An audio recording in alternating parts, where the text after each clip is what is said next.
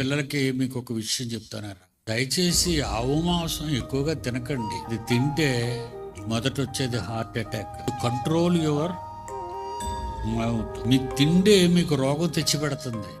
బర్గర్లు, పప్పులు, పిజ్జా ఎక్కడి నుంచి వచ్చేయండి అని, విదేశాల నుంచి దిగుమతి అండి ఇవన్నీ. అంతకుముందు చక్కగా కూరను చారను దీన్ని బాగా ఉండేవి. మీరందరూ కూడా ఇవన్నీ తినేసి మీ లోపల ఉన్న అవయవాలన్నీ ఆర్గాన్స్ అన్నీ పాడైపోతున్నాయండి.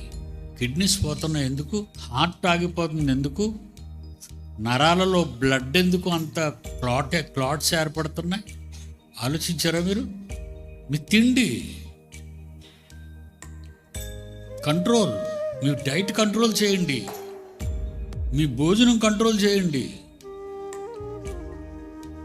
దేవుడిచ్చిన దేహం కదా ఇది, మరి దాన్ని జాగ్రత్తగా వాడరా?